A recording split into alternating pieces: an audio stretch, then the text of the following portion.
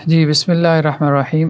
History of western philosophy کا مطالعہ کر رہے تھے. تو بیسیکلی یہ جو ہمارا مادہ ہے یہ انٹروڈکشن ٹو ویسٹرن فلاسفی ہے، باقاعدہ فلاسفی کا مطالعہ نہیں ہے، کیونکہ ہم یا ہمارا کوئی بی ایس پروگرام یا ہمارا اصل کورس فلاسفی کا کورس نہیں ہے.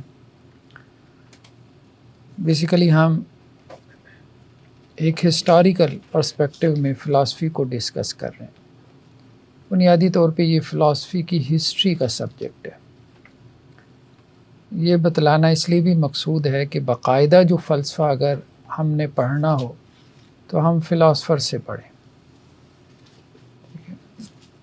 کہ جس میں گہرائی اور گہرائی زیادہ ہوتی ہے، یعنی وسعت. اور بہت سے لوگ ہیں جو فلسفے کے اوپر اچھی بحث کرتے ہیں. احمد جاوید صاحب کا تذکرہ آیا تھا، عبدالوہاب سوری صاحب کا آیا تھا. اور ایک گھنٹے میں جب ہم کسی کے افکار اور نظریات کا مطالعہ کرتے ہیں تو اس کا مطلب یہ نہیں ہے کہ یہ بندہ اتنا ہی ہے، وہ اس سے بہت بڑھ کر ہو سکتا ہے. ہمارا مقصد صرف تعارف ہے اس کے فلسفے کا، اس کے فلسفے کی تمام جہات کا احاطہ یا اس کے فلسفے کی گہرائیوں میں اترنا نہیں ہے. بس اس سے ایک تعارفی مطالعہ جو ہے نا وہ اصل مقصود ہوتا ہے. تو آج ہم جس شخصیت کو پڑھنے جا رہے ہیں وہ اس کا نام ہے فرانسس بیکن. فرانسس بیکن سے پہلا تعارف جو ہے وہ ایم اے انگلش کے دوران ہوا. ایک شوق چڑھا کہ ایم اے انگلش کر لیں. تو جب ہم نے اکیڈمی جوائن کی تو وہاں اس کے ایسز جو ہے وہ جو پروفیسر صاحب تھے وہ پڑھاتے تھے اس کے ایسز. بہت منطقی آدمی ہے. منطقی بھی مطلب وہ پرانا منطقی نہیں، ارسطو کی منطق والا نہیں، نئی منطق اس نے متعارف کروائی. تو ہم نے کہا تھا کہ اس وقت تک دو تحریکیں پیرالل چل رہی تھیں. ایک تحریک جس کو ریفارمیشن کی تحریک کہتے تھے، اصلاح کی، یعنی کرسچینٹی کے اندر، اور اس اصلاح کی بنیاد ایراسمس نے رکھی، اور اس کے بعد مارٹن لوتھر نے اس تحریک کو آگے بڑھایا. دوسری جو تحریک پیدا ہوئی وہ رینیسانس کی تھی، احیاء علوم کی. وہ میکیاویلی نے خاص طور پہ پولیٹیکل سائنس کے اندر یہ بات کہی کہ آئیڈیلزم سے جو ہے وہ آپ ریئلزم کی طرف آؤ، پریکٹیکیلٹی کی طرف آؤ. تو بیسیکلی فرانسس بیکن بھی جو ہے وہ رینیسانس کی تحریک کا نمائندہ ہے. احیاء علوم، اس نے علوم کو زندہ کرنے کی بات کی. یعنی کہ ریفارمیشن والے کہہ رہے تھے کہ چرچ کی اصلاح کرو، مذہب کی اصلاح کرو، مذہبی نمائندوں کی اصلاح کرو. ٹھیک ہے. یہ کہہ رہے تھے کہ علوم کو زندہ کرو. جو آج تک کے علوم ہیں ان کو ذرا آؤٹ آف دی باکس جا کے سوچو. یہ وہ بات کر رہے تھے. آج تک کے جو نظریات ہیں ان کو چیلنج کرو، نئے علوم پیدا کرو. تو فرانسس بیکن جو ہے 1561 میں اس کی پیدائش ہوئی. اور اس کی جو میجر کنٹریبیوشن ہے، ایک تو یہ ہے کہ انڈکٹیو لاجک. اس سے پہلے ڈیڈکٹیو لاجک چلتی تھی، ارسطو کی منطق. اس نے انڈکٹیو لاجک جو ہے متعارف کروائی. دوسرا امپیریکل فلاسفی تھی اس کی، یعنی تجرباتی. اس نے تجربے کی اہمیت جو بعد میں سائنس کی بنیاد بنا. ٹھیک ہے. یعنی منطق سے نکلو، خالص ذہنی بحثوں سے نکلو، عقلی بحثوں سے تجربے کی طرف آؤ، مشاہدے کی طرف آؤ، تجزیہ کی طرف آؤ. یہ اس کی دوسری میجر کنٹریبیوشن تھی کہ اس کی فلاسفی کو امپیریکل فلاسفی کہا جاتا ہے. تیسرا کہا جاتا ہے کہ سائنٹیفک ریولوشن کی یہ بنیاد بنا. یہ تو اس کا نتیجہ ہو گیا. مطلب انڈکٹیو نالج کا جو اس کا کانسیپٹ تھا اور اس کا جو امپیریکل فلاسفی کا کانسیپٹ تھا، یہ دونوں سائنٹیفک ریولوشن کی بنیاد بن گیا جو پھر ویسٹ میں آیا. تو گویا یہ ایک بہت بڑا شفٹ تھا جو بیکن سے جو ہے وہ ہمیں نظر آتا ہے. بلکہ ہمیں یاد ہے کہ جب ہم انگلش لٹریچر کی کلاسز لے رہے تھے تو ایک دفعہ وہ ٹیچر نے ایسے پڑھایا تو اس نے کہا کہ اس کا آپ نے تنقیدی جائزہ لے کر آنا ہے۔ تو وہ جیسے ہمارے ہاں مدرسے کا پس منظر، تو ہم نے تو اس کا اچھا خاصا تیا پانچا کر دیا۔ پھر اس کے بعد اس نے کہا کہ نہیں، یہاں تنقید کا مطلب یہ نہیں ہوتا۔ تنقید بیسیکلی کہتے ہیں کریٹیکل اپریسیشن کو، یعنی دو متضاد چیزوں کو آپ جمع کرتے ہیں۔ یہاں ہمارے ہاں لٹریچر میں آپ اس کا تنقیدی جائزہ بھی لیتے ہیں اور اس کو پسندیدگی کی نظر سے بھی دیکھتے ہیں، کریٹیکل اپریسیشن۔ تو خیر بہرحال مطلب یہ لوگ بالکل اور طرح سے سوچنے والے تھے، ایک نیا رخ، ایک نیا زاویہ دینے والے لوگ تھے۔ تو کہا جاتا ہے کہ بیکن نے کوئی نیا فلسفہ نہیں دیا، بیسیکلی اس نے نیا میتھڈ دیا۔ ٹھیک ہے، بیکن سے پہلے جو ہے اصل سوال یہ تھا کہ سچ کیا ہے، ٹروتھ کیا ہے، ریالٹی کیا ہے، حقیقت کیا ہے۔ اس نے کہا نہیں، یہ اصل سوال نہیں ہے۔ اصل سوال یہ ہے کہ ٹروتھ، ریالٹی، سچ تک پہنچنے کا راستہ کیا ہے۔ اگر آپ صحیح راستہ ہی نہیں اختیار کرو گے تو آپ منزل تک کیسے پہنچو گے؟ تو اب تک لوگوں نے راستہ ہی غلط پکڑا ہوا ہے۔ ٹھیک ہے، منزل تو ٹھیک ہے، ٹروتھ ہے، سچ ہے، ریالٹی ہے، سب سچ جاننا چاہتے ہیں، سب حقیقت کو پانا چاہتے ہیں، لیکن جو راستہ اختیار کر لیا ہے وہ راستہ حقیقت کی طرف نہیں جاتا۔ یعنی منزل سب کی کراچی کی ہے اور ٹرین سب نے پشاور کی پکڑی ہوئی ہے، مطلب اس کے کہنے کا مقصد یہ تھا۔ تو اس لیے یہ وہاں نہیں پہنچ سکتے۔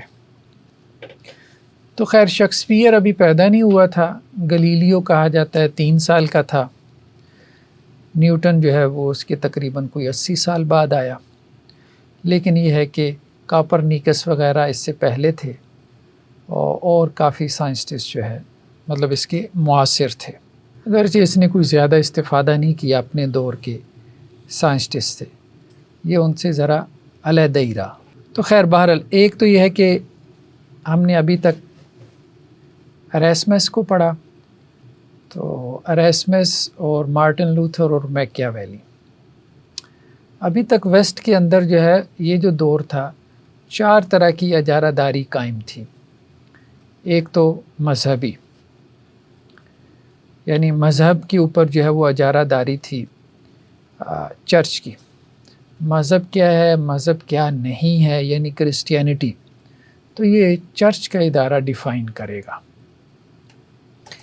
اس کے اوپر جو ہے وہ ضرب لگائی اریسمس نے۔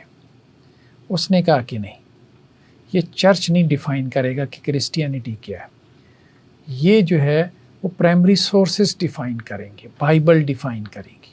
ٹھیک ہے، دوسری جو اجارہ داری تھی وہ تھی روحانیت کہہ لیں آپ، فیتھ کہہ لیں، ایمان کہہ لیں۔ ٹھیک ہے، یعنی ایک فرد کے اوپر جو اجارہ داری تھی وہ مذہب کی تھی، مذہب کے اوپر اجارہ داری تھی چرچ کی۔ تو لوتھر نے یہ بات کہی کہ فرد کے اوپر جو اجارہ داری ہے نا، یہ مذہب کے بجائے اس کے ضمیر کی ہے، کانشنس کی ہے۔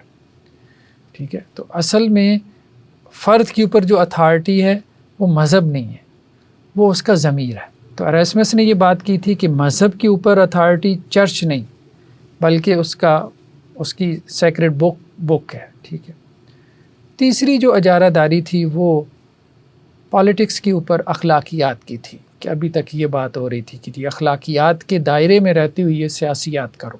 تو میکیاویلی نے کہا کہ جی پالیٹکس کے اوپر کوئی اخلاقیات کی اجارہ داری نہیں ہے۔ ٹھیک ہے، اخلاقیات سے آزاد کر کے پالیٹکس کو دیکھو، اصل چیز ہے مفاد، انٹرسٹ، کام ہونا چاہیے بس۔ تو چوتھی چیز جو تھی وہ آپ کہہ لیں جو اجارہ داری تھی وہ ارسطو کی، یعنی جسے کہا جاتا ہے کہ انٹلیکچوئل جو اتھارٹی تھی وہ اس وقت تک ارسطو کی تھی۔ اس کی وجہ یہ ہے کہ یہ جو مڈل ایجز کے میڈیول پیریڈ جیسے کہتے ہیں، اس دور کے جو بڑے بڑے کرسچین فلاسفرز تھے، تو انہوں نے کرسچینٹی کو ارسطو کی منطق کے ذریعے سے فلاسفائز کر دیا تھا۔ تو اس لیے ارسطو کی منطق کو ایک سیکرڈ حیثیت حاصل ہو گئی تھی۔ جیسے آج کل ہمارے ہاں بھی آپ کہہ لیں کہ منطق، اور یہ خاص طور پہ ارسطو کی جو منطق ہے، جب درس نظامی کے نصاب میں شامل ہوئی تو اس کو ایک مقدس حیثیت حاصل ہو گئی۔ اس کی وجہ یہ تھی کہ بہت سے علوم کے اندر یہ جیسے کلام میں، اصول فقہ میں بھی تھوڑی بہت استعمال ہوئی، اصول حدیث میں بھی کم ہے لیکن کلامی فکر میں اس کا استعمال زیادہ تھا، ٹھیک ہے. تو اس کو ایک سیکریٹ پوزیشن ہمارے ہاں بھی حاصل ہو گئی، یہاں تک کہ منطق کی کتابوں کی درس و تدریس جو ہے وہ ایک دینی فریضہ سمجھا جانے لگا. اور اگر منطق کی کوئی کتاب داخل نصاب تھی تو اس کو نکالنے کا مطلب یوں سمجھا گیا کہ جیسے کوئی الہادی پوزیشن لے لی گئی ہے، ٹھیک ہے. اور پرانے علماء اس کے اوپر بڑے جو ہے وہ غصہ ہو جاتے تھے کہ فلاں تم نے منطق کی کتاب کیوں نصاب سے نکالنے کی بات ہی کیوں کی ہے. مطلب یہ سوچے سمجھے بغیر کہ یہ منطق کوئی دینی علم نہیں ہے، نہ ہی اس کا ہمارے دین سے کوئی تعلق ہے. تو ہمارے ہاں بھی منطق کی اجارہ داری خاص طور پہ درس نظامی کے نصاب کے اوپر قائم ہوئی، اور اس نے ایک تقدس کا حالہ بھی اختیار کیا، یعنی اسے ایک مقدس علم اور فن سمجھ کے پڑھا گیا. تو وہاں پہ بھی یہی صورتحال تھی کرسچینٹی میں بھی. تو اس نے خاص طور پہ بیکن نے آ کے اس کو توڑا. اس نے ارسطو کی جو منطق تھی اس کے بخیے ادھیڑ دیے، ٹھیک ہے. بلکہ اس نے کہا یہ ساری منطق، یہ اس کا سارا میتھڈ ہی غلط ہے، مطلب یہ کوئی طریقہ کار ہی نہیں ہے حق سچ تک پہنچنے کا. ارسطو نے جو طریقہ کار وضع کیا تھا وہ سارا ٹوٹلی غلط ہے. میں تمہیں بتاتا ہوں کہ اصل طریقہ کار کیا ہے، ٹھیک.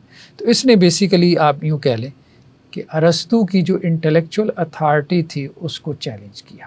اس کو یعنی بیکن کے بارے میں ایک جملہ کہا جاتا ہے کہ یہ ٹرانزیشنل فگر تھا، یعنی ایک اعتبار سے رینیسانس کا نمائندہ بھی تھا کہ احیاء علوم کی اس نے بات کی، نئے علوم پیدا کرنے کی بات کی.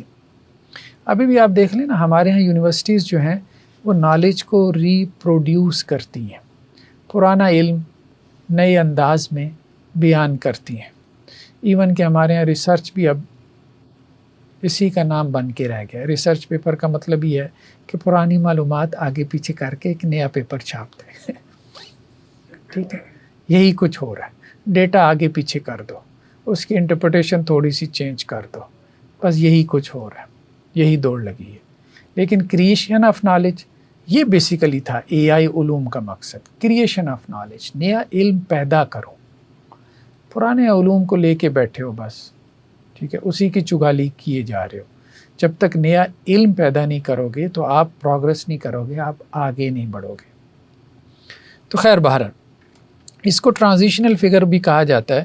ایک تو یہ کہ یہ رینیسانس کی تحریک کا نمائندہ تھا، احیاء علوم کی، اور دوسرا اس کے بعد جو ایک اور تحریک پیدا ہوئی اس کے نتیجے میں، جس کو انلائٹمنٹ کی تحریک کہتے ہیں، اس نے اس کی بھی بنیاد رکھی ہے. اس پہ ہم آگے چل کے پھر گفتگو کرتے ہیں.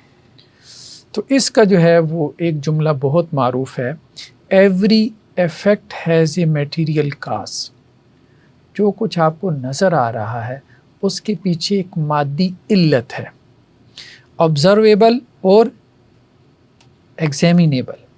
آپ اس کو آبزرو کر سکتے ہو، مشاہدہ کر سکتے ہو، آپ اس کا جو ہے وہ تجربہ کر سکتے ہو، تجزیہ کر سکتے ہو تھرو ایکسپیریمنٹ، ناٹ اسپیکولیشن. تو وہ کہہ رہا تھا یہ جو استخراجی منطق ہے، ڈیڈکٹیو لاجک ہے ارسطو کی، بس ہواؤں میں لگے ہو، تخیل میں لگے ہوئی ہو، یہ ہے وہ ہے، ٹھیک ہے. لیکن یہ ہے کہ آپ اس منطق کو اب تھرو ایکسپیریمنٹ آپ پروو نہیں کر سکتے، اس کی ایگزامینیشن نہیں کر سکتے، اس کو آپ آبزرو نہیں کر سکتے، جو کچھ وہ آپ کو اس منطق کے ذریعے سے بتا رہے ہیں حق سچ، ٹھیک ہے. تو خیر بہرحال یہی اس کا کہا جاتا ہے کہ جی انقلابی پہلو تھا. تو یہ کہتا تھا کہ قرون وسطیٰ میں، مڈل ایجز میں مثال کے طور پہ بارش ہوتی ہے تو کہا جاتا تھا اس کا سبب کیا ہے؟ بارش کا خدا کی رحمت ہے، ٹھیک ہے. اسی طرح سے تعاون آ گیا، تعاون کی بیماری پھیل گئی، اس کا سبب کیا ہے؟ خدا کا غضب ہے. تو وہ کہتا تھا کہ یہ جو ویسے اس نے مذہب کا انکار نہیں کیا، بنیادی طور پہ اس نے دونوں کو علیحدہ کر دیا، ٹھیک ہے، کہ دونوں کا میدان ڈیفرنٹ ہے، مختلف ہے. اس نے کہا یہ جو بات کہی جاتی ہے نا کہ تعاون کا سبب خدا کا غضب ہے اور بارش کا سبب خدا کی رحمت ہے، یہ ارسطو کے یہاں جس کو علت غائی کہا جاتا تھا، فائنل کاز، وہ کہتا تھا یہ وہ ہے، یہ میٹیریل کاز نہیں ہے. ہمیں مادی جو ہے وہ علت کی طرف آنا ہے، بارش کی مادی علت کو ہم نے فائنڈ کرنا ہے، کیونکہ جب تک ہم مادی علت کو فائنڈ نہیں کریں گے اس وقت تک ہم فطرت کو، نیچر کو ایکسپلور نہیں کر پائیں گے. جب تک ہم نیچر کو ایکسپلور نہیں کریں گے اس وقت تک ہم نیچر کی تسخیر نہیں کر پائیں گے اور اس سے فائدہ نہیں اٹھا پائیں گے. جب تک آپ نیچر کی آپ بات سمجھ رہے ہیں نا اس کا، بیسیکلی وہ میٹیریل کاز کی طرف اس لیے جانا چاہتا تھا.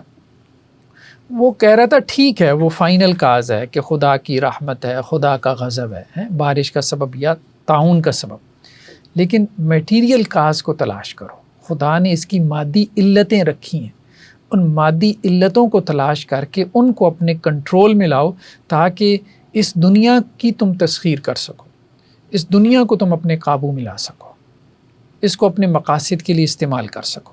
تو یہ بیسیکلی اس کا کہنا تھا. بلکہ یوں بھی کہا جاتا ہے کہ اس سے پہلے جو ہے نا جو کانسیپٹس تھے وہ سارے گھومتے تھے، علم کے جو تصورات تھے افراد کے گرد. ارسطو یہ کہتا ہے، سقراط یہ کہتا ہے، افلاطون کا یہ خیال ہے، ٹھیک ہے، پرسنالٹیز کا علم تھا. تو اس نے کہا کہ نہیں، علم جو ہے نا یہ کسی فرد کا نہیں ہوتا. علم کو بیسیکلی ہمیں ایک ریاستی پروجیکٹ بنانے کی ضرورت ہے، ٹھیک ہے. یعنی اس نے کلیکٹیو نالج کی بات کی، کیومولیٹیو نالج کی بات کی ہے، مطلب یہ اس نے بات کی. تو انفرادی فلسفی سے یہ بیسیکلی جو ہے وہ ہمیں ادارہ جاتی جو ہے وہ علم کی طرف لے کر آیا. اس کو ہم آگے چل کے دیکھتے ہیں. سالومنز ہاؤس کا اس نے کانسیپٹ جو ہے وہ پیش کیا، سلیمان کا گھر، یہ اس کا ایک فلسفیانہ تصور تھا. بیکن کا جو خاندانی پس منظر تھا تو مطلب یہ ہے کہ عام فیملی سے نہیں تھا، مطلب ایلیٹ کلاس سے یہ تعلق رکھتا تھا. اس کا جو والد تھا سر نکولس بیکن، کہا جاتا تھا کہ وہ ملکہ الزبتھ کا اول جو تھی اس کے ہاں lord keeper of the great seal, شاہی مہر ہوتی تھی بادشاہوں کی، تو وہ اس کا رکھوالا تھا اس کا جو والد تھا. تو مطلب یہ ہے کہ شاہی خاندان سے شروع سے ہی اس کا تعلق تھا. اس نے مطلب بادشاہوں کو اور سیاست کو بہت قریب سے دیکھا تھا، مطلب پریکٹیکل آدمی تھا. یہ نہیں کہ کہیں الگ بیٹھ کے جو ہے وہ کوئی نظریاتی جو ہے وہ جائزہ لے رہا ہو، ایسا نہیں تھا.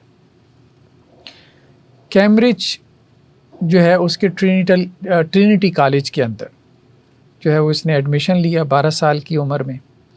تو ارسطو کی منطق وہاں پڑھائی گئی جیسا کہ چلا آ رہا تھا. تو اس کو پڑھ کے یہ اس کے خلاف ہو گیا. اس نے کہا یار یہ تو بالکل بانجھ طریقہ کار ہے، مطلب حقیقت تک یا سچ تک پہنچنے کا، تو اس کا کوئی فائدہ نہیں ہے. تو اس کے رد عمل میں پھر اس نے اپنی منطق دی. وہ ڈیڈکٹیو لاجک تھی، اس نے اپنی انڈکٹیو لاجک دی، جس کو ہم آگے چل کے دیکھیں. اس کی لائف کے بعد پھر ہم اس کے افکار و نظریات کی طرف جاتے ہیں نا. تو یہ خود بھی کہا جاتا ہے کہ پہلے اٹارنی جنرل رہا، پھر یہ لارڈ کیپر بنا جو اس کے والد کا عہدہ تھا، پھر یہ لارڈ چانسلر بنا. اور کہا جاتا ہے کہ لارڈ چانسلر بہت بڑا عہدہ تھا انگلینڈ میں، بلکہ بادشاہ کے بعد شاید دوسرا بڑا عہدہ وہی تھا. تو مطلب کافی بڑی منصب کے اوپر، سیاسی منصب کے اوپر یہ فائز رہا. تو اس کے اوپر جو ہے نا پھر بعد میں اس کو اس منصب سے اتار دیا گیا. اس کے اوپر رشوت کے الزامات لگے، 1 2 نہیں 23 کے قریب.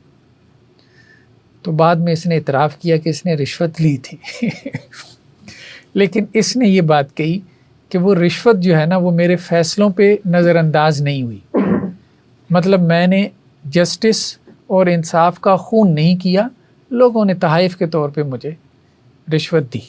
اور یہ بھی کہا جاتا ہے کہ اس دور میں ججز وغیرہ کو رشوت دی جاتی تھی. خیر اس دور میں کیا، ہر دور میں دی جاتی رہی. تو جب اس کو اتارا گیا، اس کے بعد اس کے آخری جو 5 سال ہیں وہ خاص طور پہ 1620 سے لے کے 1625 تک، تو اس میں اس نے اپنا سب سے بہترین کام کیا. تو اس لیے لوگوں نے کہا کہ یہ اس کے حق میں ایک اعتبار سے مفید بھی ہو گیا کہ اس کا ایک بڑا علمی کام جو ہے وہ اس کی فراغت کی وجہ سے ہمارے سامنے آیا. اگر یہ لارڈ چانسلر کے عہدے پہ باقی رہتا تو شاید اس کا یہ جو ہے وہ ورک، فلاسفیکل ورک کہہ لیں یا سائنٹیفک ورک ہمارے سامنے نہ آتا. جیسے سقراط کے بارے میں کہا جاتا ہے کہ اس نے زہر کا پیالہ پیا تو امر ہو گیا، تو اسی طرح یہ اس نے قربانی دی، لارڈ چانسلر کے عہدے سے اتارا گیا اور اس کے بعد کتاب لکھ کے یہ ہمیشہ کے لیے جو ہے وہ سائنٹیفک ریولوشن کا بانی قرار پا گیا۔ اس کی ڈیتھ کے بارے میں بھی ایک عجیب جو ہے نا وہ مطلب کہانی بیان کی جاتی ہے۔ کہانی نہیں، بہت سارے لوگوں نے کہا کہ کہانی نہیں ہے، یہ سچا واقعہ ہے، ٹھیک ہے۔ تو یہ بیسیکلی جو ہے وہ اس کے دماغ میں جو ہے یہ چیز آئی، چونکہ ایکسپیریمنٹل آدمی تھا، ایکسپیریمنٹ کو زیادہ اہمیت دیتا تھا کہ کیا جو مرغی ہے، مرغی کا جو گوشت ہے وہ وقت کے ساتھ خراب ہو جاتا تھا، تو اس نے کہا کہ اگر ہم مرغی کو جو ہے اس کے اندر ہم برف بھر دیں اس کے گوشت میں، تو کیا اس سے وہ پریزرو ہو جائے گا، خراب نہیں ہوگا۔ یہ اس کے ذہن میں بیٹھ گیا، تو یہ اس کام میں لگ گیا، اور کہا جاتا ہے اسی سے اس کو نمونیا ہو گیا۔ تو مرنے سے پہلے خیر بہرحال اس نے جملہ کہا کہ مطلب یہ ہے کہ میرا تجربہ کامیاب رہا، یعنی مرغی جو ہے وہ خراب نہیں ہوئی۔ تو اسے اس کا افسوس نہیں تھا کہ اس کے تجربے نے اس کی جان لے لی، ٹھیک ہے۔ اسے خوشی اس بات کی تھی کہ جو میں سوچ رہا تھا وہ مطلب صحیح ثابت ہو گیا۔ اس کا جو میجر ورک ہے اس میں ایک تو اس کے ایسیز ہیں، یہ میں نے بتایا کہ ہمارے ہاں ایم اے انگلش کے نصاب میں بھی یہ شامل ہے، چھوٹے چھوٹے اس کے مضامین ہیں، شذرات ہیں، ٹھیک ہے، جو اس نے مختلف دور میں لکھی، 1597 سے لے کے 1625 تک، یعنی اب آپ کہہ لیں کوئی تقریباً 30 سال کے عرصے میں یہ اس نے لکھے ہیں، ٹھیک ہے۔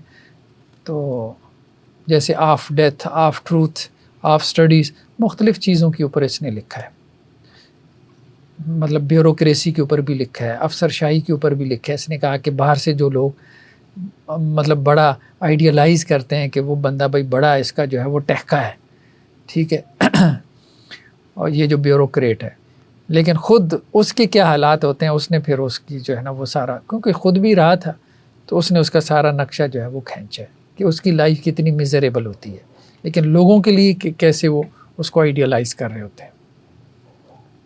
تو اس کا ایک جملہ کافی معروف ہے آف سٹڈیز جو اس کا ایسے ہے اس میں، کہ some books are to be tasted, others to be swallowed and some few to be chewed and digested. کچھ کتابیں ایسی ہیں جسے آپ صرف سونگھ لیں، کچھ ایسی ہیں کہ جن کو آپ نگل لیں، یا آپ کہہ لیں جن کا آپ مطالعہ کر لیں، اور کچھ ایسی ہیں کہ جن کو آپ کھا ہی جائیں اور ہضم کر لیں، ٹھیک ہے، یعنی ساری کتابیں ایک جیسی نہیں ہوتی۔ تو مطلب گہرا انسان تھا، آپ کہہ لیں کہ جی مشاہدہ اس کا اچھا تھا۔ دوسری اس کی جو کنٹریبیوشن ہے ایڈوانسمنٹ آف لرننگ، ٹھیک ہے، اس نے جو ہے وہ نالج کی فیکلٹیز کے اوپر بات کی کہ 3 بیسیکلی جو ہے وہ مینٹل فیکلٹیز ہیں۔ ان میں پہلی جو ہے وہ میموری، یعنی انسان کا حافظہ، یہ کہاں سے آتا ہے؟ ہسٹری سے، تاریخ سے، ماضی سے، پاس سے۔ دوسری امیجینیشن، تخیل، جیسا کہ پوئٹری وغیرہ میں ہم دیکھتے ہیں، یعنی انسانی ذہن کی فیکلٹیز کی بات کر رہے ہیں نا۔ ایک فیکلٹی انسانی ذہن کی ایسے ہے جس میں میموری ہے، ماضی آپ کا، تاریخ ہے، ٹھیک ہے، حافظہ ہے، واقعات ہیں۔ دوسری فیکلٹی وہ جس میں امیجینیشن ہے، ٹھیک ہے، پھر اس کے اپنے درجات ہیں، پوئٹری میں وہ اپنے انتہا کو پہنچ جاتی ہے، یعنی یہاں کریشن ہے نا، امیجینیشن میں کیا ہے؟ وہ کریشن ہے، انسانی ذہن کی تخلیق ہے۔ تیسرا اس نے کہا ریزن ہے، تیسری فیکلٹی جو ہے وہ ریزن ہے، جیسا کہ آپ کو فلاسفی اور سائنس میں نظر آتی ہے۔ تو یہ 3 بڑی فیکلٹیز ہیں۔ اصل جو اس کا کام ہے 1620 میں جو سامنے آیا، ٹھیک ہے، نووم ارگینم، نئے اوزار، لاطینی زبان میں اس کا مطلب ہے نئے اوزار، ٹھیک ہے۔ کہا جاتا ہے ارسطو کی کتاب کا نام جو تھا وہ ارگینم تھا۔ لاطینی میں اس کو اور طرح سے پڑھتے ہیں، یہ تو انگریزی میں اس کو اس طرح سے پڑھتے ہیں، یعنی ارسطو کی کتاب مطلب یہ ہے کہ سوچنے سمجھنے کے اوزار، منطق بھی اسی معنی میں کہ آلہ ایک سوچنے سمجھنے کا۔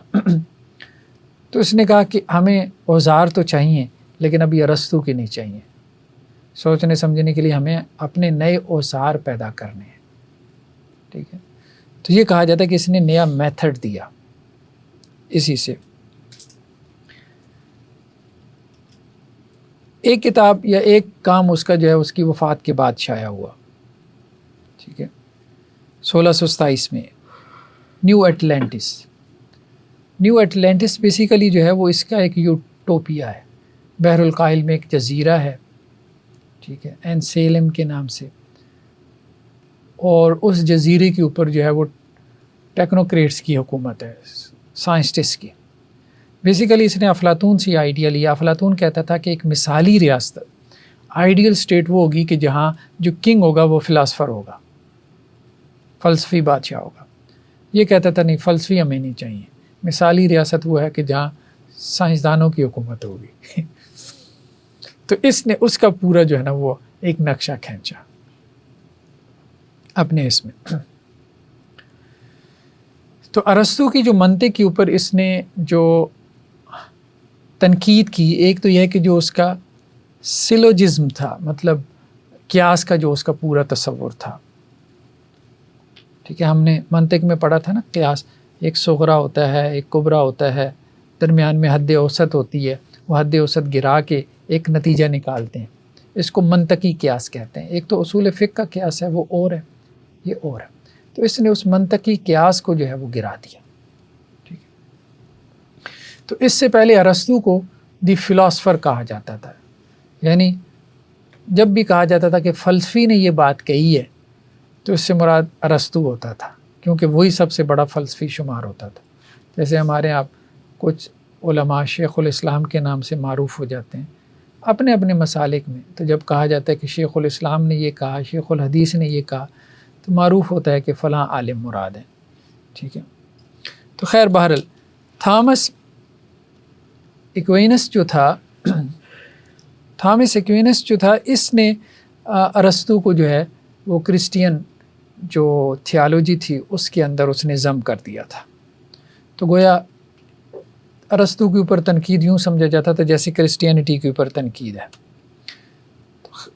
ایک تو یہ ہے کہ قدیم جو گریک فلاسفی تھی، ارسطو کے اوپر تنقید کا مطلب یہ تھا کہ آپ اس وقت کا جو علم تھا گریک فلاسفی اس پہ اوپر یہ ایسی ہے جیسے آج کوئی سائنس پہ تنقید کرے یا آج کوئی آئنسٹائن پہ تنقید کرے، یہ چھوٹی بات نہیں ہے، اس وقت بڑی بات تھی کہ ایک گرین فلاسفی کے اوپر تنقید تھی۔ پھر مڈل ایجز میں یونیورسٹی کا نصاب یہی ہوتا تھا، جیسے آج یونیورسٹی کا نصاب جو ہے وہ آپ کہہ سکتے ہیں کہ جی نیوٹن یا آئنسٹائن کی جو ہے وہ فزکس ہے، اور تیسرا اس نے مذہبی اقتدار۔ تو ان تینوں چیزوں کو ایک اعتبار سے اس نے چیلنج کیا۔ اس کی جو بنیادی جو اس کی تنقید تھی، اگر ہم اس کا تھوڑا سا انالیسس لیں، اس نے کہا یہ جو مقدمات جو ہے نا وہ کھڑے کرتے ہیں، ٹھیک ہے، یہ مقدمات کہاں سے لے کر آتے ہیں؟ وہ کہتا ہے یہ صغرا ہے، یہ کبرا ہے، صغرا کبرا سے حد اوسط گرا کے یہ نتیجہ نکال دیا۔ صغرا کیسے ثابت ہوا، کبرا کیسے ثابت ہوا؟ یعنی دو یونیورسل وہ لے کر آیا نا جن میں اس نے حد اوسط گرائی۔ جیسے مثال کے طور پہ جو ہے وہ سقراط انسان ہے، تمام انسان فانی ہے۔ سقراط انسان ہے، یہ صغرا ہے، تمام انسان فانی ہے، یہ کبرا ہے، ٹھیک ہے۔ سقراط فانی ہے، یہ نتیجہ ہے۔ اب وہ یہ کہہ رہا تھا چلو نتیجہ تو تم نے نکال لیا، یہ تو سمجھ میں آ رہا ہے، سقراط انسان ہے، پہلے اس مقدمے کو ثابت کرنا، چلو یہ پھر تمہارے لیے آسان ہو جائے گا کہ یہ ایک پارٹیکولر ہے۔ تمام انسان فانی ہے، یہ ایک یونیورسل ہے۔ آپ یہ کلیم کیسے کر سکتے ہو بغیر آبزرویشن کے؟ کیا آپ نے ماضی کے تمام انسان دیکھ لیے؟ کیا آپ نے مستقبل کے تمام انسان دیکھ لیے؟ کیا آپ نے حال کے تمام انسان دیکھ لیے؟ تو یہ اس بنیاد پہ اس نے کہا کہ ارسطو کے جو بنیادی مقدمات ہیں نا، تو وہ اس نے کہا کہ بیسیکلی آبزرویشن اور ایکسپیریمنٹ کے اوپر بیس نہیں کر رہے۔ جیسے ارسطو نے کہا کہ جی تمام باہری اشیاء نیچے گرتی ہیں، اس نے کہا ہو سکتا ہے کوئی نہ گرے کوئی نہ گرے، ٹھیک ہے، تمام چیزیں چار عناصر سے مل کر بنی ہیں، ٹھیک ہے، ہو سکتا ہے کسی کے اندر چار سے زیادہ ایلیمنٹس ہوں، کیونکہ اس نے آبزرویشن نہیں کی نا، اس نے ایکسپیریمنٹ نہیں کیا۔ دوسرا جو اس نے اعتراض کیا، اس نے کہا کہ اتھارٹی اوور ایکسپیریمنٹ۔ ایک تو اس نے کہا کہ ان ایگزامائنڈ اسٹارٹنگ پرنسپلس تھے اس کے، یعنی جو اس کے سٹارٹنگ پرنسپلز تھے جن کے اوپر وہ قیاس کی بنیاد رکھ رہا تھا اس نے کوئی تجربہ نہیں کیا تھا۔ دوسرا کا اتھارٹی اور ایکسپیریمنٹ، کہ ایکسپیریمنٹ کے اوپر جو ہے نا اس نے اپنے اختیار کو ترجیح دی، ٹھیک ہے۔ تو ارسطو کے زمانے میں ایکسپیریمنٹ تھے، تجربہ تھا لیکن محدود تھا، بعد میں تجربہ زیادہ ہو گیا۔ تو جب تجربہ زیادہ ہو گیا تو اب ہمیں تجربے کی طرف جانا چاہیے تھا بنسبت اس کے کہ ہم ارسطو کو جو ہے وہ ترجیح دیتے، اس کو اتھارٹی بنائے رکھتے۔ تو ارسطو کے پرانے تجربوں سے ہمیں نکلنا تھا، ٹھیک ہے۔ تیسرا اس نے کہا لاجک وداؤٹ ریزلٹس۔ اس کا ایک جملہ بڑا معروف ہوا، فروٹ ول بی جج، مطلب جو درخت ہے نا وہ اپنے پھل سے پہچانا جاتا ہے، by their fruits you shall know them, ٹھیک ہے۔ تو اس نے کہا اس منطق نے دیا کیا ہے؟ ارسطو کی منطق نے کتنی ایجادات کی ہیں، کتنی انوینشنز کی ہیں، کتنا دنیا کے اندر جو ہے وہ سکون پیدا کیا ہے، کتنی راحت لے کر آیا ہے۔ تو درخت اپنے پھل سے پہچانا جاتا ہے۔ تو پہلے بتاؤ کہ اس نے کیا کیا ہے، اس کے نتیجے میں تمہیں ملا کیا ہے؟ تو یہ اس کی ایک کریٹیک تھی۔ تو اس نے کہا اس اوزار کا کوئی فائدہ ہی نہیں ہے، مطلب کسی کام کا ہی نہیں ہے یہ اوزار۔ چوتھا اس نے کہا کہ جی تفکر بمقابلہ عمل، کہ ارسطو جو ہے نا اس کی زندگی کا اعلیٰ مقصد ہے سوچی جاؤ سوچی جاؤ، سوچ سے مزے لیتے جاؤ، ذہنی عیاشی کرو، ٹھیک ہے۔ کچھ لوگوں کو بڑے بڑے فلسفے بکھیر کے مزہ آتا ہے کہ ہم بڑا ہواؤں میں اڑ رہے ہیں، یا ہم بڑی پہنچی ہوئی ہیں، یا ہم ایسا سوچ سکتے ہیں جیسا کہ دوسرے نہیں سوچ سکتے۔ تو اس نے کہا بس یہ مشاہدے مطلق کے اندر، ایبسٹریکشن کے اندر پڑے رہو، بس مزے لیتے رہو، ذہن کے ذہنی چسکے، ٹھیک ہے۔ پریکسس یعنی عمل جو ہے نا اس میں نہیں ہے، تھیریا ہے، پریکسس نہیں ہے۔ تو اب جو ڈیڈکٹیو لاجک تھی ارسطو کی اور اس کی جو انڈکٹیو لاجک تھی، اگر ہم اس کا کمپیریزن کریں نا تو وہی بات ہے کہ وہاں صغرا کبرا تھا، صغرا کبرا سے ایک نتیجہ نکالا گیا، وہی جو ہم نے مثال دی، سقراط فانی ہے، تمام انسان فانی ہیں، تو سقراط بھی فانی ہے، ٹھیک ہے۔ حد اوسط آپ نے گرا دی، تو اس نے اس کو ہی اڑا دیا، اس نے کہا کہ جی یہ مفروضہ ہے، تمام انسان فانی ہے۔ یہ بنیادی جب غیر یقینی ہے تو نتیجہ کیسے یقینی ہو سکتا ہے، ٹھیک ہے۔ تو آپ بنیاد اپنی یقینی بنائیں۔ پھر اس نے کہا کہ جی یقینی بنیاد کیا ہو سکتی ہے، وہ انڈکٹیو لاجک ہے۔ انڈکٹیو لاجک کیا ہے؟ یعنی ڈیڈکٹیو لاجک میں آپ یونیورسل سے پارٹیکولر کی طرف آتے ہیں، کلیات سے جزیات کی طرف آتے ہیں۔ تو وہ کہتا ہے یہ کلیات کہاں سے آ گئے؟ پہلا سوال تو یہ پیدا ہوتا ہے نا، جن کلیات کو آپ اپلائی کر رہے ہیں جزیات کے اوپر، یہ کہاں سے آ گئے؟ ان کا یقینی ہونا کیسے ثابت ہوتا ہے؟ تو وہ کہتا ہے کہ بیسیکلی انڈکٹیو لاجک پارٹیکولر سے آپ جو ہے وہ جاتے ہیں جرنل کی طرف، یونیورسل کی طرف، جزیات کا مطالعہ کر کے آپ ایک یونیورسل اخذ کرتے ہیں۔ اب یہ مشاہدے کے اوپر بیس کر رہے ہیں، مشاہدہ جس سے آپ کوئی رزلٹ نکال رہے ہیں، تجربہ جس سے آپ کوئی نتیجہ نکال رہے ہیں۔ مثال کے طور پہ اس نے ایک تجربہ کیا، گرمی کا اس نے مطالعہ کیا، اس نے کہا سینکڑوں کیسز ہیں، ٹھیک ہے۔ مثال کے طور پہ کچھ کیسز ایسے ہیں جہاں گرمی ہے، سورج کی گرمی ہے، آگ اس میں گرمی ہے، کسی چیز کو آپ رگڑیں گرمی پیدا ہوتی ہے، بخار اس میں گرمی ہے۔ تو اس نے کوئی 27 کے قریب کیسز نکالے، ٹھیک ہے، جس میں ہیٹ تھی، مشاہدہ بتا رہا ہے یہاں ہیٹ ہے۔ پھر اس نے کہا کہ کچھ کیسز ایسے ہیں کہ جہاں جو ہے وہ ہیٹ نہیں ہے، حرکت ہے لیکن ہیٹ نہیں ہے، ٹھیک ہے۔ مثال کے طور پہ اس نے کہا کہ جی برف، سکون، چاند وغیرہ، چاند کے اندر روشنی ہے لیکن ہیٹ نہیں ہے، ٹھیک ہے۔ اس کے بعد پھر اس نے کہا کہ کچھ کیسز ایسے ہیں، سکون کی مثال دی اس نے، چاند کی مثال دی، برف کی مثال دی کہ ان چیزوں کے اندر ہیٹ نہیں ہے، کچھ چیزوں میں ہیٹ ہے، کچھ میں ہیٹ نہیں ہے۔ پھر اس نے کہا کہ کچھ چیزیں ایسی ہیں کہ جن کے اندر ہیٹ جو ہے نا، مطلب کچھ چیزوں میں ہیٹ پریزنٹ ہے، کچھ میں ایبسنٹ ہے، کچھ میں ہیٹ جو ہے وہ انکریز ڈیکریز ہو رہی ہے، جیسے پانی ہے، ابلتا ہوا پانی تھا، بعد میں وہ ٹھنڈا ہو گیا، ٹھیک ہے. تو پھر اس نے تینوں قسم کے کیسز سامنے رکھے. اس کے بعد اس نے کہا کہ اب اس سے ہم ایک نتیجہ نکال رہے ہیں، یہ ہمارا ایک مشاہدہ ہے، اس سے ہم ایک نتیجہ نکال رہے ہیں. اور نتیجہ اس نے یہ نکالا کہ ہیٹ بیسیکلی حرکت کا نام ہے، یعنی حرکت جب بڑھتی ہے تو ہیٹ پیدا ہوتی ہے. تو بعد میں کہا جاتا ہے کہ سائنسٹیفکلی اس کی یہ جو بات تھی ایک اور انداز میں اس کو درست مانا گیا 250 سال بعد. دوسرا اس نے یہ بات کہی کہ فطرت کو حکم دینا ہے تو فطرت کی اطاعت کرو، یعنی نیچر کو اگر آپ نے جو ہے وہ اپنے استعمال میں لانا ہے، آپ کے ارد گرد جو نیچر ہے اگر آپ نے اس کی تسخیر کرنی ہے تو اس کی اطاعت کرو. اطاعت کرنے سے مراد یہ کہ اس کو انڈرسٹینڈ کرو.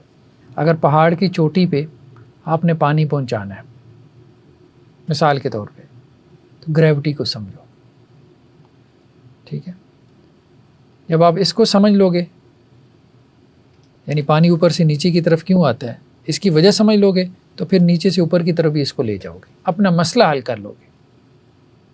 پانی آپ نے اوپر پہاڑ کی چوٹی تک پہنچانا ہے، کسی کا گھر وہاں پر ہے، ٹھیک ہے. اب پانی اوپر سے نیچے آتا ہے تو پہلے اس کو سمجھو کہ کیوں آتا ہے، میٹیریل کاز کیا ہے. جب وہ آپ کے علم میں ہو جائے گی تو آپ اب اس نیچر کو تسخیر کر لو گے، اپنے کنٹرول میں لے آؤ گے. اب آپ اس کو اپنی مرضی سے استعمال کر پاؤ گے، یعنی آپ اس کو نیچے سے اوپر لے جاؤ گے. یہ اس نے بات کی کہ اگر آپ تسخیر چاہتے ہو، کائنات کی تسخیر چاہتے ہو، اس کے اوپر کنٹرول کرنا چاہتے ہو، تو آپ اس کی میٹیریل کاز کے اوپر غور کرو. نیکسٹ اس کا جو کانسیپٹ سب سے زیادہ معروف ہوا وہ یہ تھا کہ بت توڑو، یہ کہتا تھا. اچھا، یہ بھی اس نے لفظ جو ہے نا کہا جاتا ہے کہ ایسے ایٹ رینڈم استعمال نہیں کیا. اس وقت لوتھر کی وجہ سے پروٹسٹنزم کی تحریک پورے یورپ میں پھیل چکی تھی، اور وہ یہی کہہ رہے تھے کہ جی بت توڑ دو. مسیح علیہ السلام کے جو بت تم نے چرچز میں بنائی ہوئی ہیں، اپنے بزرگوں کے جو بت تم نے چرچز میں رکھی ہوئی ہیں، تو یہ حقیقت تک پہنچنے میں رکاوٹ بن رہے ہیں، اصل خدا تک پہنچنے میں رکاوٹ بن رہے ہیں. تو اس نے یہ میٹافر وہاں سے اٹھا لیا کہ جیسے وہ چرچ کے اندر پڑے ہوئے بت حقیقی خدا تک پہنچنے میں رکاوٹ ہیں، اسی طرح کچھ ذہن کے بت ہیں جو ذہنوں میں پڑے ہوئے ہیں، وہ سچ تک پہنچنے میں رکاوٹ بن جاتے ہیں. جب تک آپ ان بتوں کو پاش نہیں کریں گے آپ حقیقت تک نہیں پہنچ پائیں گے. ٹھیک ہے. ایک اور لفظ اس نے استعمال کیا، یونانی زبان کا لفظ تھا آئیڈولون.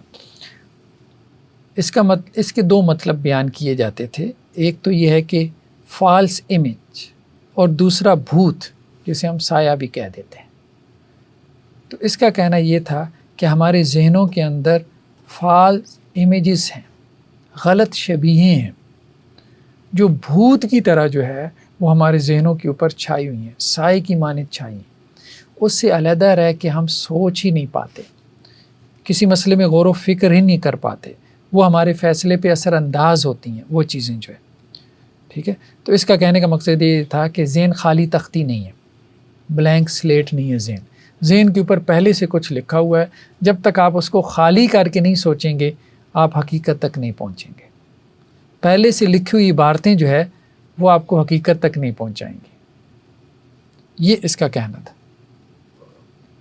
تو خیر بہرحال اس کو آپ یوں سمجھیں کہ اس نے 4 قسم کے جو ہے وہ بتوں کا تذکرہ کیا جو انسانی ذہن کے اندر ہوتے ہیں. سب سے پہلے اس نے کہا قبیلے کے بت. تو قبیلے کے بت اس نے کہا پڑھے لکھے ہوں یا ان پڑھ ہوں، سب کے ذہنوں میں یہ بت بیٹھے ہوئے ہیں. یعنی پہلے سے جو ہے ہمارا جو قبیلہ ہے، آپ یوں کہہ لیں ہمارا جو مسلک ہے، ہمارا جو فرقہ ہے، ہماری جو قوم ہے، ہمارا جو خاندان ہے، ٹھیک ہے، ان کے کچھ پہلے سے نظریات ہوتے ہیں جو ہمارے ذہنوں میں موجود ہوتے ہیں. اب یوں مثال کے تو مسلک کی اعتبار سے آپ دیکھ لیں، مسلک بھی ہمارا ایک قبیلہ ہے. اگر آج کی مثال لینا چاہیں تو ایک بریلوی اس کے قبیلے کا بت کیا ہے کہ وہابی گستاخ ہے. ایک اہل حدیث یا وہابی اس کے قبیلے کا بت کیا ہے کہ بریلوی مشرک ہے. ایک سنی اس کے قبیلے کا بت کیا ہے کہ شیعوں میں کوئی حافظ قرآن نہیں ہوتا. ٹھیک ہے، مطلب یہ ہے کہ یہ سب کے ہیں، ایسی بنی ہوئی ہیں مسالک کے جو ہے وہ بت. اسی طرح قومی سطح کے بھی بت ہوتے ہیں، قومی سطح کے بھی بت ہوتے ہیں. اب انڈیا جو ہے، انڈینز، ان کا ایک بت ہے ٹھیک ہے، جو مودی اور ان کی میڈیا نے پاکستان کے حوالے سے بنا رکھا ہے. ٹھیک ہے، کہ پاکستان تو بس 2 سیکنڈ کی مار ہے. ٹھیک ہے، تو یہ بت بن جاتے ہیں. ہمارے ہاں آپ جیسے دیکھیں صوبائی عصبیتیں ہیں، بلوچی ہیں، ان کے ذہن کا ایک بت ہے کہ پنجابی جو ہے وہ ظالم ہے، کھا گیا. ہو سکتا ہے کچھ چند ایک لوگ ایسے ہوں، لیکن یہ ہے کہ ان چند لوگوں کی وجہ سے ہم اس کو اتنا جرنلائز کر دیتے ہیں کہ ہم ایک پورے قبیلے کی شناخت وہی بنا لیتے ہیں.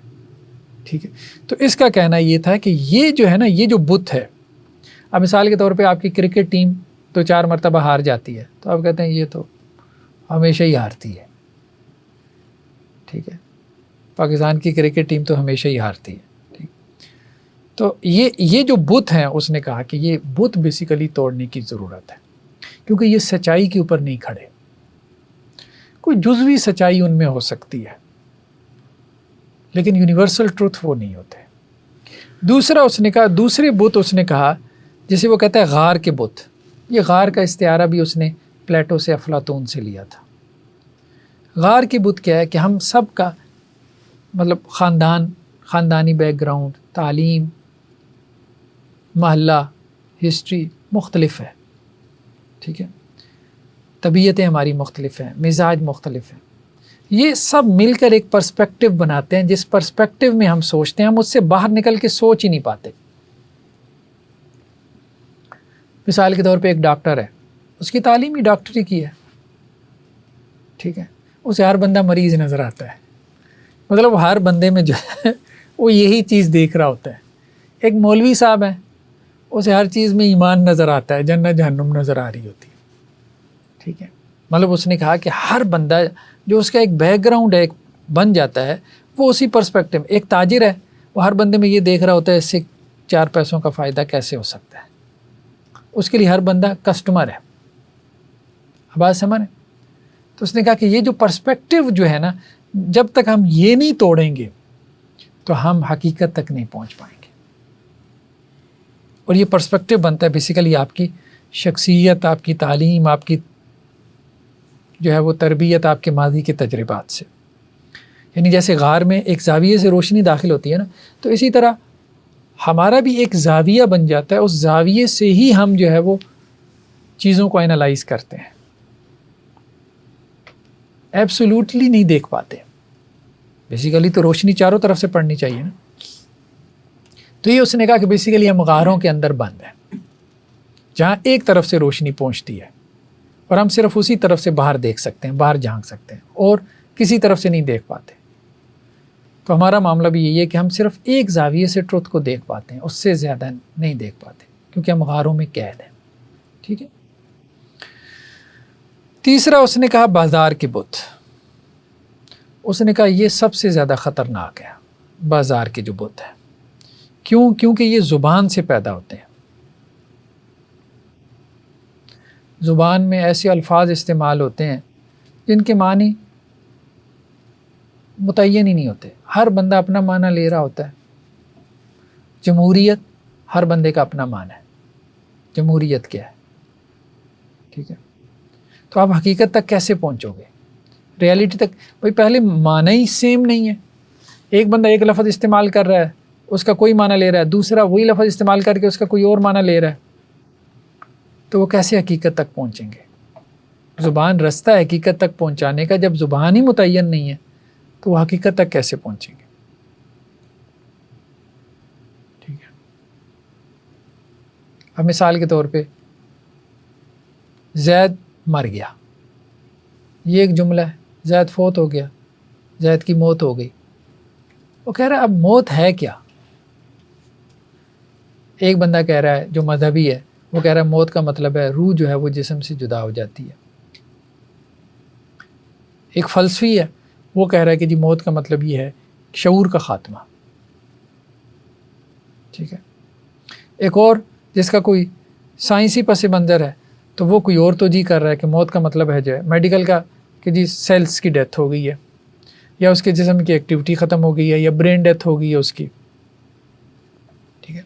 تو ہم سب جو ہے ایک ہی لفظ کے مختلف معنی لے رہے ہوتے ہیں. تو یہ ایک بہت بڑا بت ہے, اس کو توڑنے کی ضرورت ہے کہ آپ اپنے خاص لفظ کے خاص معنی, سبجیکٹو جو میننگ آپ کے ہوتے ہیں, اس میں آپ حقیقت تک پہنچنے کی کوشش کر رہے ہوتے ہیں. اس کو توڑیں اور بیسیکلی اس آبجیکٹو میننگ کے اوپر آئیں. چوتھا اس نے کہا تھیٹر کے بت. اس نے کہا یہ جتنے فلسفیانہ نظام ہیں یہ سب تھیٹر, ڈرامے لگائے ہوئے انہوں نے. ارسطو نے ایک ڈرامہ لگایا ہوا ہے. ٹھیک ہے. مدرسیت جسے کہتے تھے نا, اسکالسٹسزم. اسکالسٹسزم مطلب منطق سے سب کچھ ملے گا. دوسرے کیمسٹ تھے اس زمانے میں. ٹھیک ہے. وہ کہتے تھے تجربیت سے سب کچھ ملے گا. اور تیسرے توام پرست تھے جو مذہب کے سپرسٹیشنز والے تھے. ٹھیک ہے. تو وہ وہاں سے آتے تھے. تو وہ کہتا تھا کہ اس سے باہر آپ نکلیں. یہ جو آپ کے سوسائٹی کے معاشرے کے فلسفیانہ نظام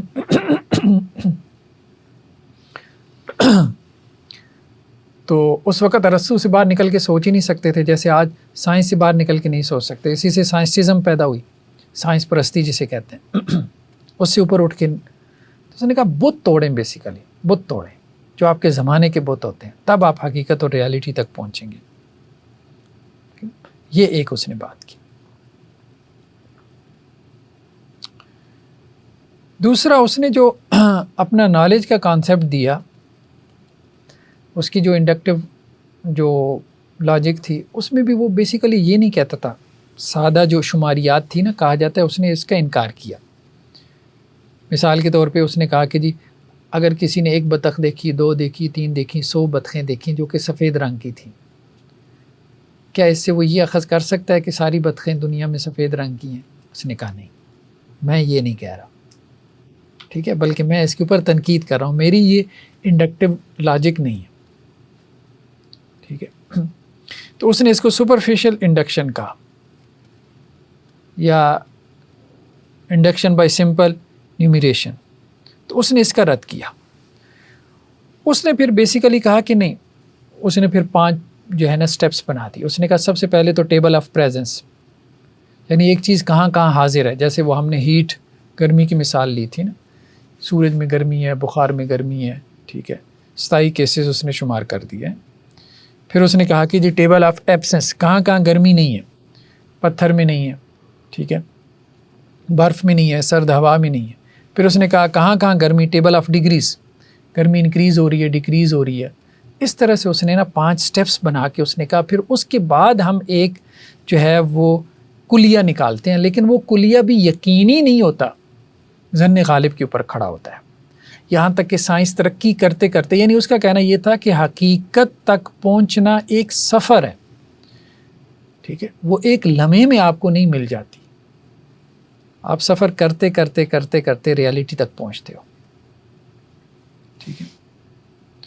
تو اس کا جو فارم کا کانسیپٹ تھا, کہا جاتا ہے کہ وہ بھی وہ نہیں تھا جو ارسطو کے ہاں تھا.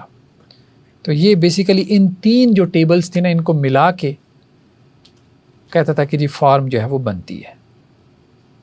تو خیر کہا جاتا ہے کہ جی یہ جو کائنیٹک تھیوری آف ہیٹ ہے تھرمو ڈائنامکس کی, وہ بیسیکلی اس نے وہی بات پروف کی جو اس نے آج سے اور اس سے 250 سال پہلے جو ہے وہ کی تھی. ایک اور اس نے مثال دی چیونٹی کی اور مکڑی کی اور شہد کی مکھی کی. اس نے کہا دنیا میں 3 قسم کے لوگ ہیں. ایک وہ جو پیورلی ایکسپیریمنٹل ہیں. اچھا, یہ پیور امپیریسزم کا قائل نہیں تھا, یہ ایکسپیریمنٹ پلس انٹلیکٹ کا قائل تھا, دونوں کو ملاتا تھا. تجربہ اور ریزن دونوں کو ملاؤ. تو اس لیے اس نے تنقید کی. اس نے کہا آنٹ کو دیکھو, چیونٹی کو دیکھو, پیورلی ایکسپیریمنٹل ہے, ٹھیک ہے, لیکن یہ ہے کہ کوئی نظام یا سسٹم بلٹ نہیں کر پاتی. کیوں؟ کیونکہ ریزن کو استعمال نہیں کرتی, انٹلیکٹ کو استعمال نہیں کرتی.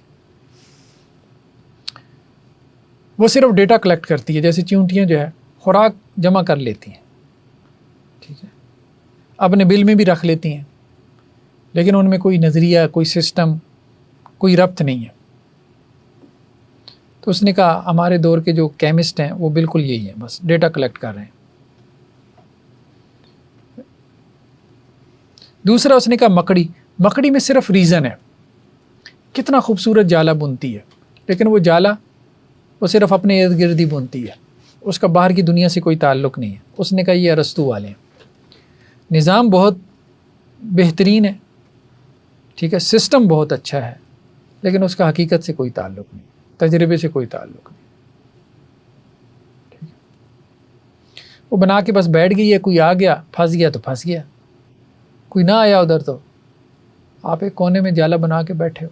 شکار آ گیا تو ٹھیک ہے, آپ کا داؤ لگ گیا, نہ آیا تو پھر بیٹھے رہو اپنی دکان کھول کے. تیسرا اس نے کہا شہد کی مکھی ہے. وہ کہتا ہے یہ میرا ہیرو ہے, ٹھیک ہے, کیونکہ یہ مشاہدہ اور تجربہ, باہر کی دنیا, پھلوں کا رس چوسنا, اور پھر اس کے بعد سسٹم بھی ہے. مکھی کا چھتا اس کے آپ دیکھیں, اور سسٹم کے نتیجے میں شہد پروڈیوس ہو رہا ہے. نہ مکڑی کچھ پروڈیوس کر رہی ہے, نہ آنٹ کچھ پروڈیوس کر رہی ہے. ٹھیک ہے, اپنے سروائیول کے لیے کچھ کر رہے ہیں, سو کر رہے ہیں, ٹھیک ہے.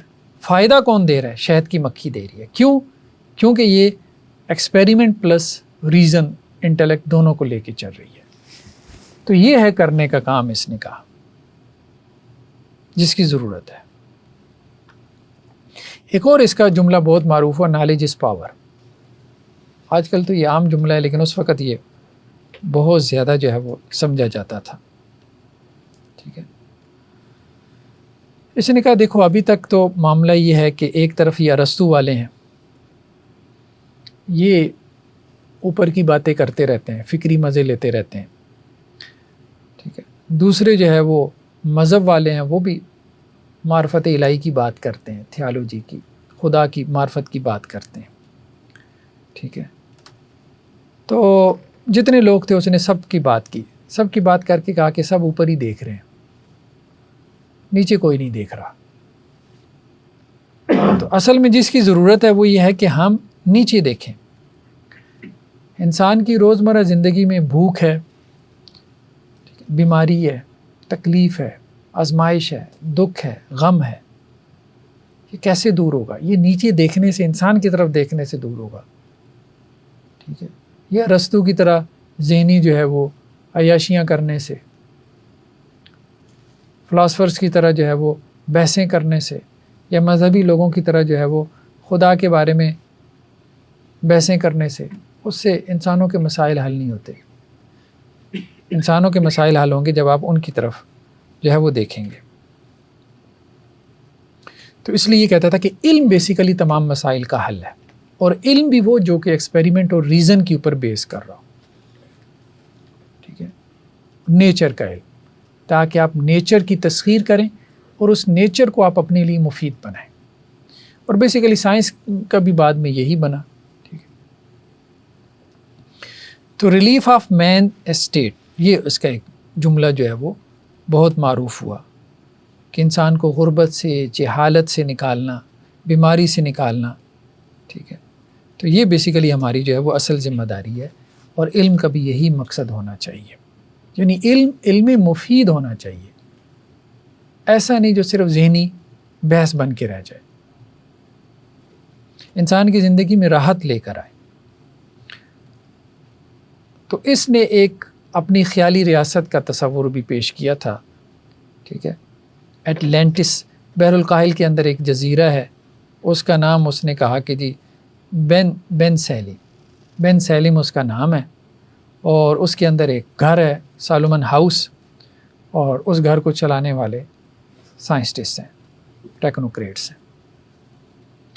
اور پھر اس نے ایک ہائرارکی بنائی, مرچنٹ آف لائٹس, ٹھیک ہے, یہ وہ لوگ ہیں جو پوری دنیا سے جو ہے وہ سائنٹیفک انٹیلیجنس کیا کرتے ہیں، وہ اپنا گیدر کرتے ہیں، جمع کرتے ہیں. جیسے آج کل کی آپ کی ملٹی نیشنل کمپنیاں ٹیلنٹ اٹھا لیتی ہیں نا. گوگل نے انڈیا سے ٹیلنٹ اٹھا لیا، پاکستان سے جہاں سے ملا اٹھا لیا. Merchant of lights. پھر دوسرے نمبر پہ مسٹری مین. یہ کیا کرتے ہیں، میٹیریل جو ہے نا وہ ایکسپیریمنٹ سے جو ہے وہ ایکسٹریکٹ کرتے ہیں. پھر پائنیئرز ہیں، مائنرز ہیں جو ایکسپیریمنٹس کرتے ہیں. ٹھیک ہے. پھر کمپائلرز ہیں جو اس کو ٹیبل کی صورت میں لے کر آتے ہیں.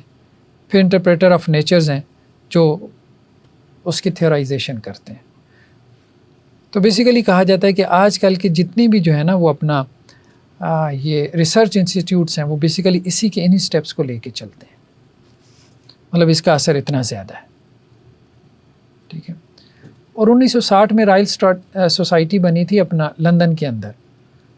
تو انہوں نے بھی بیسیکلی یہی بات کہی تھی کہ ہم اس کی عملی جو ہے نا صورت جو سالومن ہاؤس کی تھی بیسیکلی اس کی تعبیر ہم اس کی بنیاد ہم رکھ رہے ہیں. تو مطلب اس کے اثرات اس کی زندگی کے فوراً بعد ہی شروع ہو گئے تھے. تو خیر بہرحال افلاطون کے نزدیک تو سوسائٹی کا مقصد یہ تھا کہ اخلاقی اعتبار سے بہترین سوسائٹی پیدا کی جائے. تو اس نے کہا یار چھوڑو اخلاق کو، اخلاق کے اوپر بہت بحث کر لی ہے، کتنا انسان کو تم نے با اخلاق بنانا ہے، جتنا بنا سکتے تھے اتنی صدیاں بحث کر کے تم نے بنا لیا. اصل چیز کیا ہے جو کچھ کر سکتے ہو نا، تو انسان کی بھوک دور کرو، اس کی بیماری کو دور کرو، اس کی جہالت کا خاتمہ کرو، اور یہ علم سے ہوگا. تو اس نے تھیالوجی پہ الہیات پہ کوئی بات نہیں کی. ٹھیک ہے. مطلب اس لیے کہا جاتا ہے نا اس کے امپیریکل اس کی جو فلاسفی تھی تجرباتی، تجربے کی مشاہدے کی اہمیت پہ اس نے زور دیا. میٹیریل کاز کو اس نے کہا کہ جی آپ فائنڈ کریں. اس لیے کہا جاتا ہے NIH ہو گئی، سن ہو گئی، ناسا ہو گئی، ان سب کے ہاں جو ہے اس کا یہ ماڈل آج تک چلتا ہے. ٹھیک ہے. اسی طرح Google, meta, AI، open AI وغیرہ ان سب کو آپ دیکھ لیں. بیسیکلی اس نے یہ بات بھی کہی، اس نے کہا تعلیم سے زیادہ اصل میں ریسرچ عام ہے، تحقیق. اس نے کہا تعلیمی ادارے جو ہے نا وہ کریشن آف نالج نہیں کرتے، بیسیکلی تحقیق کے ادارے کریشن آف نالج کرتے ہیں.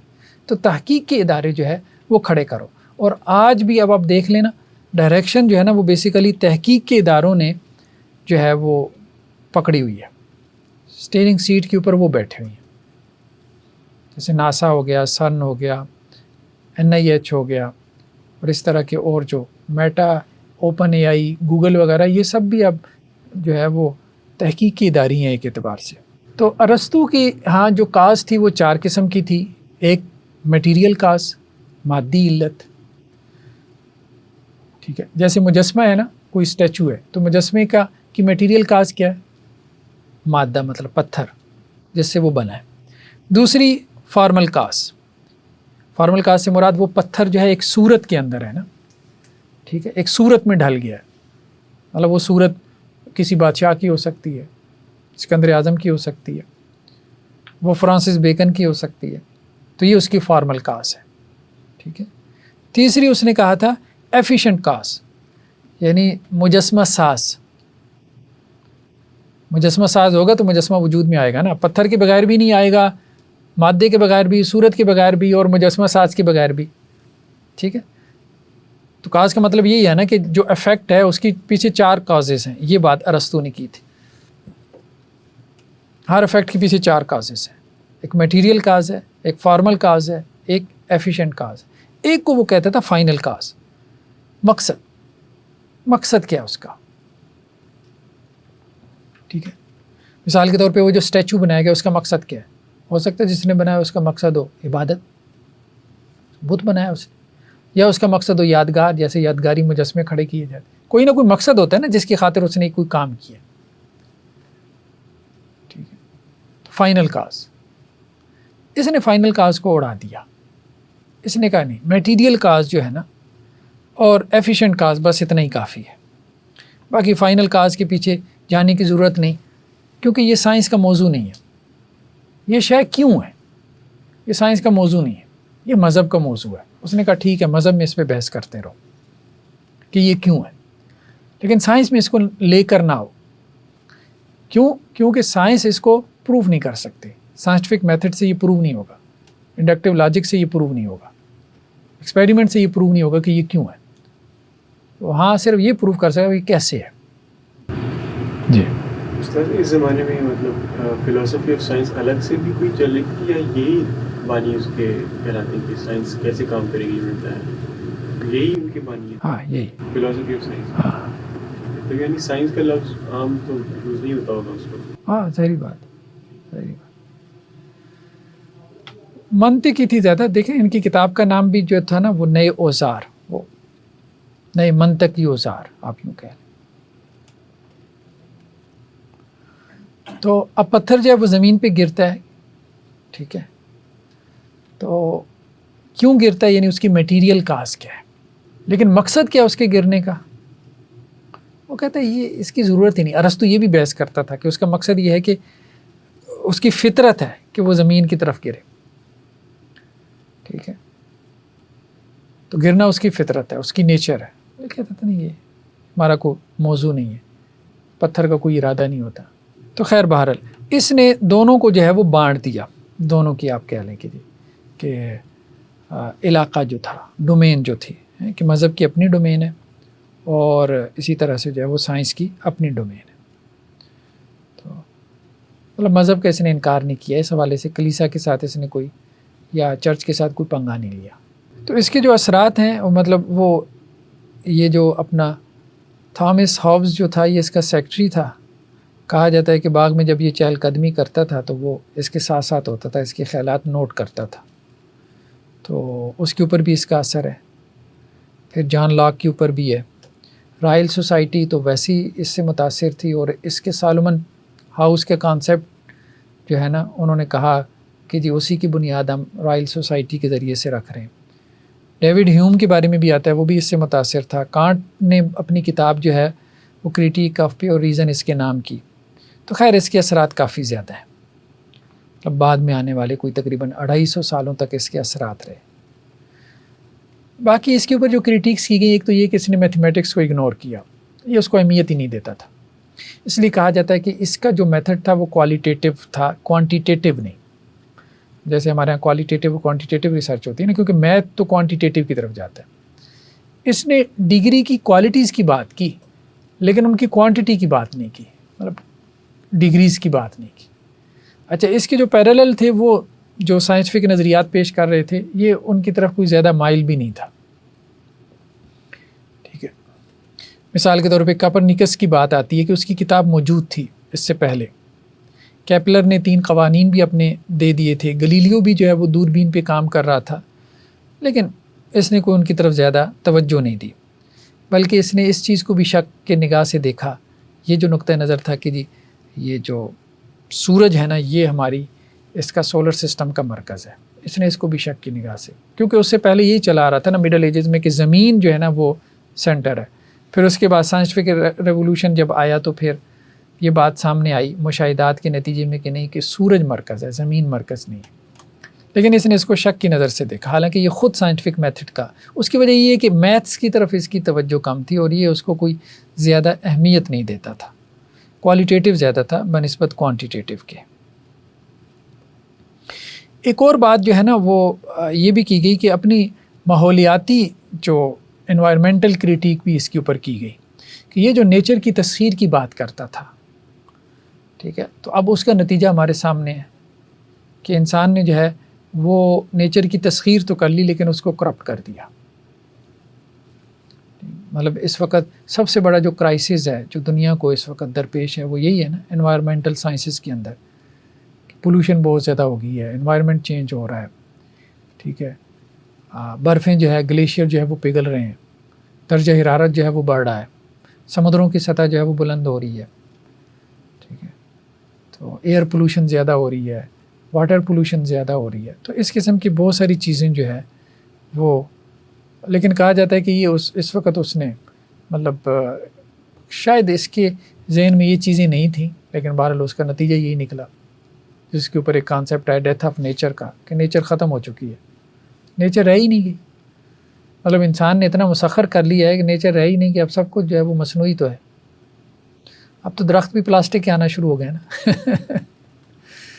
ٹھیک ہے, ہر چیز پلاسٹک کی آنا شروع ہو گئی ہے، انسان بھی پلاسٹک کے آنا شروع ہو گئے، ہر روبوٹ وغیرہ کے ہیں، ٹھیک ہے. تو مصنوعیت بہت زیادہ بڑھ گئی ہے. ایون کہ شہروں کے اندر جس طرح سے انسان جو ہے وہ بند ہو چکا ہے، اس کا نیچر کے ساتھ انٹریکشن ہی نہیں رہے گا. تو یہ ایک کریٹیک جو ہے وہ اس کے اوپر کی گئی ہے. لیکن بہرحال کنٹریبیوشن بھی اس کی ہے، اور کنٹریبیوشن بھی جو ہے وہ اس کی مانی گئی ہے.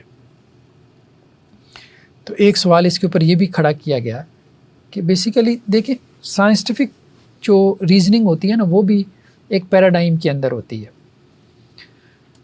اس سے باہر نکل کے جو ہے نا آپ سوچ نہیں سکتے. پیراڈائم شفٹ ہوتا ہے، پھر اس کے بعد آپ باہر نکل کے سوچتے ہو. جیسے مثال کے طور پہ شروع میں سائنس میں یہ تھا کہ گریویٹیشنل فورس ہے، سب لوگ اس کے اندر رہ کے سوچ رہے تھے، یہ ایک پیراڈائم تھا. پھر ایک شفٹ آیا کہ جی گریویٹیشنل فورس تو کوئی چیز ہے ہی نہیں، یہ تو بیسیکلی اسپیس ٹائم کرویچر ہے، ٹھیک ہے، کوئی فورس نہیں ہے. پھر لوگوں نے اس میں سوچنا شروع کر دیا، اس میں رہ کے چیزوں کو. تو لوگوں نے اس پہ تنقید کی کہ یہ پاسبل نہیں ہے کہ آپ ہر چیز سے نکل کے سوچ پاؤ، یہ پاسبل نہیں ہے.